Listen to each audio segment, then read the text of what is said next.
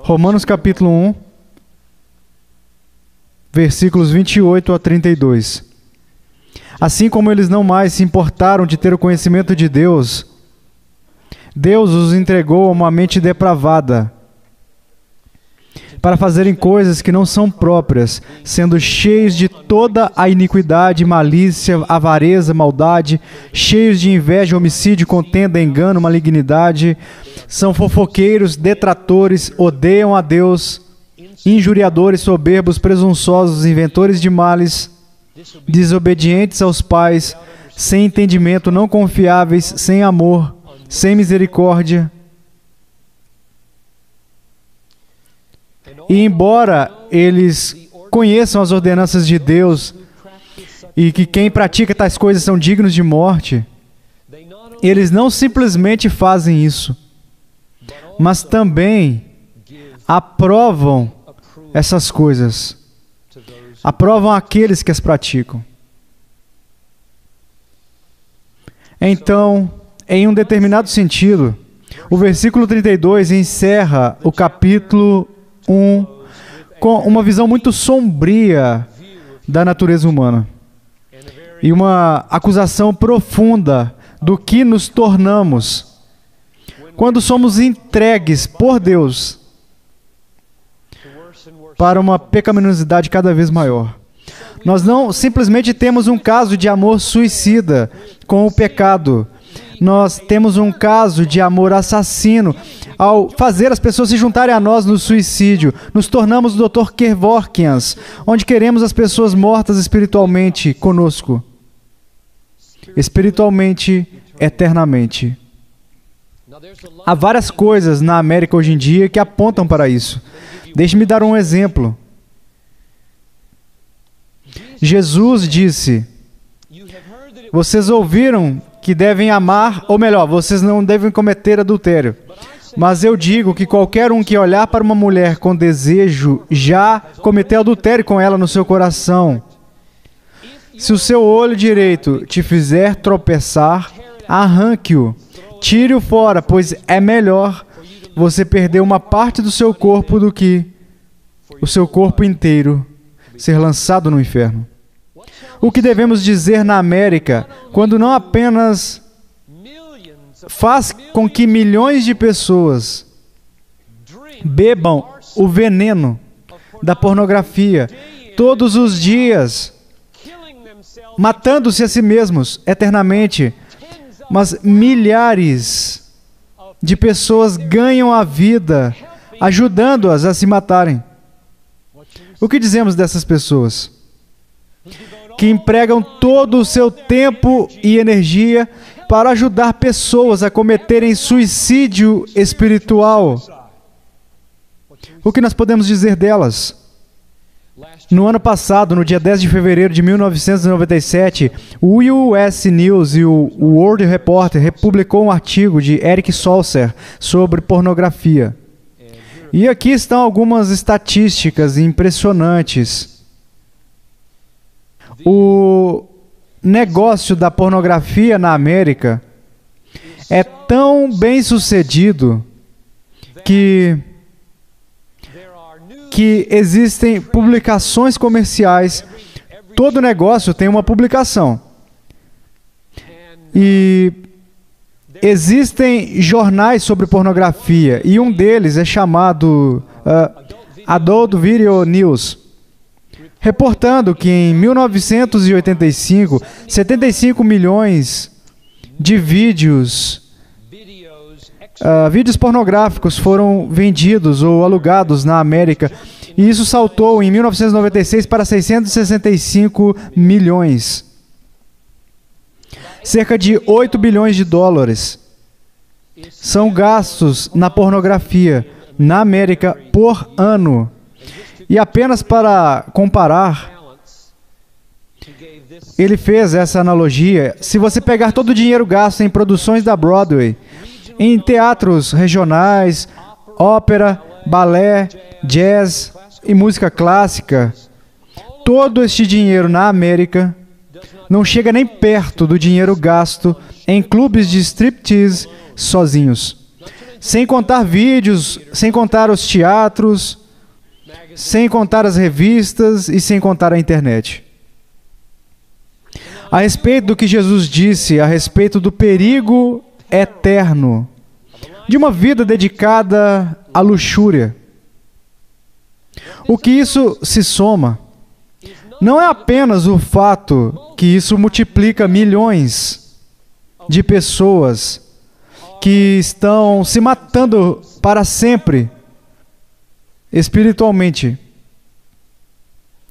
com a luxúria, mas também que milhares de pessoas estão ganhando dinheiro, atraindo pessoas a isso e estão felizes, realmente felizes, quando eles são atraídos para isso. O que Paulo diz no versículo 32 é o fundo da espiral. Não apenas cometemos suicídio espiritual, mas nós amamos quando outros se juntam a nós, especialmente se isso nos traz dinheiro. Então, se você pensa que a América está se recuperando, ou que as coisas estão caminhando bem, você precisa ser ensinado. Porque aqui mesmo, na nossa cidade, o negócio da pornografia está impressionante no seu tamanho. Não é algo que as pessoas noticiam normalmente. Agora, eu disse que em um sentido este versículo é sombrio. Diz no versículo 18, a ira de Deus é revelada dos céus contra toda a iniquidade e injustiça dos homens que suprimiram a verdade em injustiça, porque o que é conhecido sobre Deus é evidente entre eles, pois Deus fez evidente para eles. O que ele está dizendo aqui, nós vimos isso, todos os seres humanos conhecem a Deus. É uma declaração impressionante. Aquilo que pode ser conhecido a respeito de Deus é evidente para eles, pois Deus fez evidente para eles. Veja nos versículos 20 e 21. De novo, nós conhecemos Deus. Se você já ouviu falar da Bíblia, você conhece Deus. Mesmo vivendo neste país saturado de Bíblia, as pessoas conhecem a Deus. O que o versículo 32 adiciona a isso é que este conhecimento inclui os padrões de Deus, as justas ordenanças de Deus, que quem pratica tais pecados descritos do versículo 29 ao 31 merecem a morte. Vamos ler. Eles conhecem as ordenanças de Deus. Viram isso no versículo 32? Eles conhecem as ordenanças de Deus. Agora, esta é uma declaração avassaladora sobre os seres humanos. Eles conhecem as ordenanças de Deus, de que aqueles que praticam tais coisas são dignos de morte. Então, ao invés deles terem qualquer revelação especial, ao invés deles sequer ouvirem sobre a Bíblia, eles conhecem tanto a Deus, que Ele é eterno, que Ele é glorioso, que Ele é poderoso e que Ele é beneficente. Ao menos essas 4 listas estão incluídas no conhecimento de Deus, os versículos 18 a 31. E agora sabemos que este Deus possui padrões. Alguns mencionados, os versículos 19 até o 31. E nós sabemos, todos sabem, que fazer tais coisas merece a morte. No final do versículo 20 diz, eles são indesculpáveis, pois aqui a razão porque são indesculpáveis. Mesmo eles conhecendo a Deus, eles não o honraram como Deus ou lhe deram graças. Eles o trataram muito mal. Pessoas que ignoram a Deus, eles desonram a Deus, eles blasfemam de Deus. Eles não dão a Deus 2 segundos do seu dia. Ainda assim diz, eles são indesculpáveis, porque eles conhecem a Deus. Agora, vamos ao versículo 32, e vocês vão ver o mesmo ensinamento, dessa vez com relação a como tratamos uns aos outros. Embora eles conheçam as ordenanças de Deus, de que aqueles que praticam tais coisas são dignos de morte, mesmo assim, eles as praticam. E eles aprovam aqueles que as praticam. Então, nós sabemos que fazer tais coisas é digno de morte. Então somos indesculpáveis. Nós sabemos que a penalidade é a morte e que é digno de morte. Não há desculpas, de acordo com este versículo, no coração de nenhum homem. Agora, outra coisa que precisa ser adicionada aqui, a essa segunda observação, a não ser que tiremos algo errado do versículo 28, lembram-se dos versículos 28, 26, 24, todos disseram, Deus os entregou a uma mente depravada, para fazerem coisas que não são próprias. E essas coisas estão listadas, 21 delas, dos versículos 29 ao 31. Nós somos entregues por Deus. Eu disse na semana passada, eu vou dizer novamente, os shows de strip, os cinemas pornôs, a pornografia na internet, a literatura, não é apenas digno de juízo, isto é o juízo.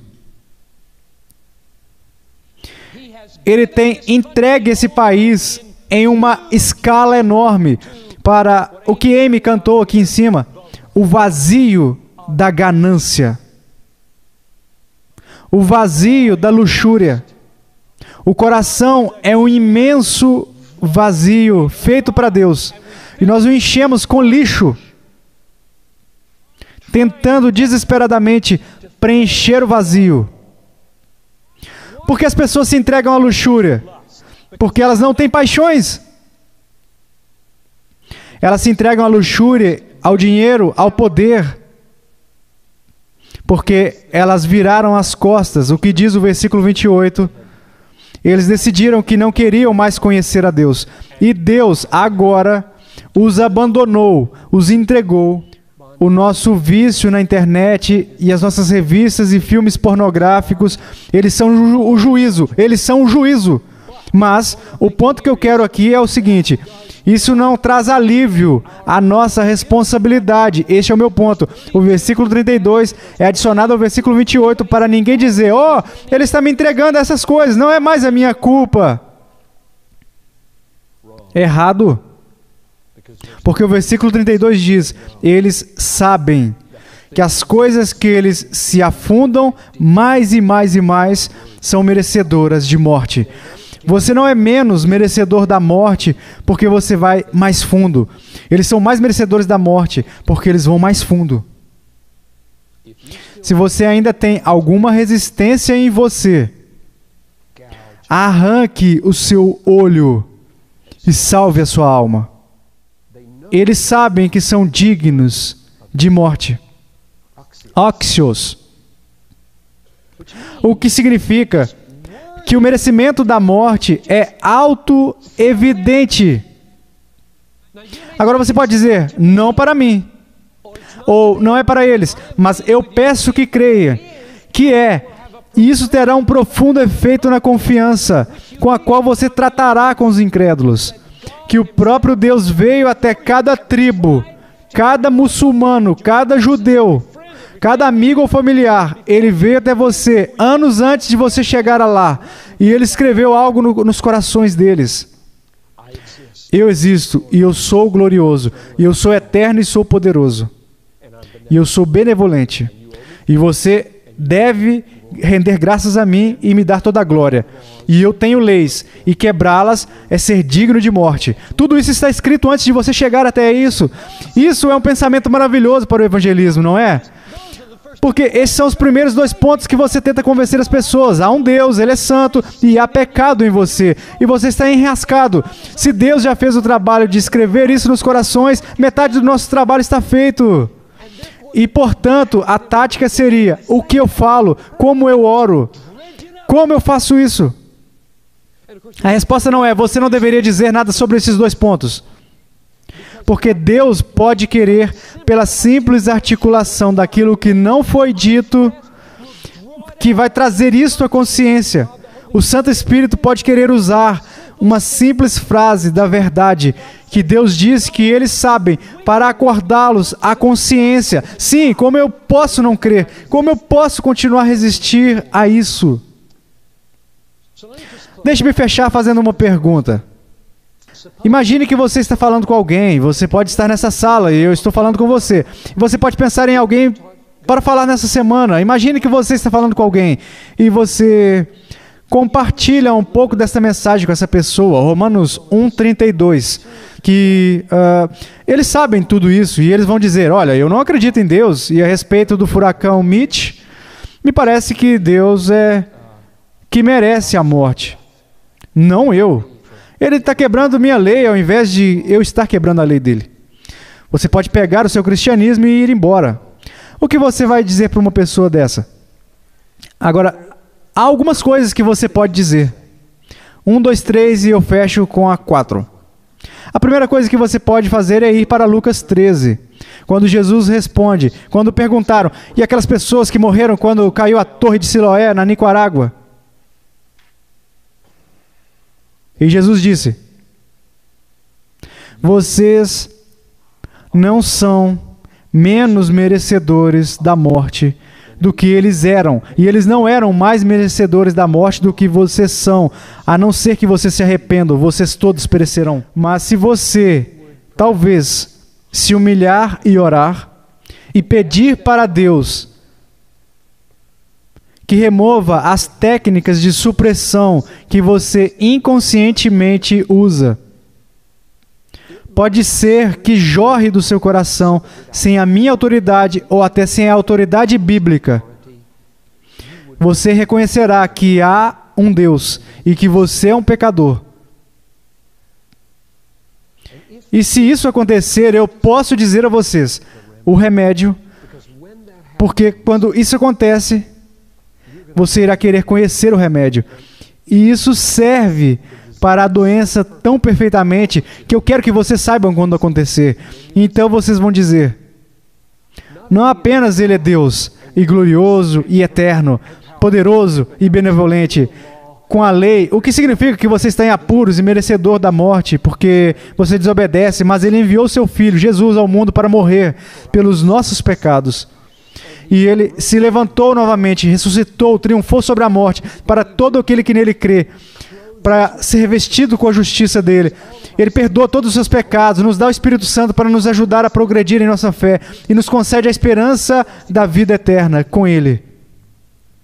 Quando Deus tiver prazer em acordar você para o seu conhecimento dele e para a sua necessidade dele, lembre-se deste Evangelho.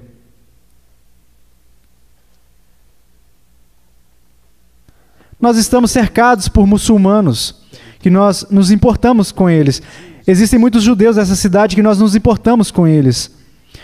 Nem o Islã, nem o judaísmo tem o remédio satisfatório para o conhecimento em cada um deles. Cada muçulmano e cada judeu sabe que existe um Deus e que eles quebraram a sua lei e que são merecedores da morte. E o quê? Não há expiação. Não há cobertura para o pecado no judaísmo ou no Islã. Mas antes de chegarmos até lá, Deus nos conduz até o meio do caminho para a solução.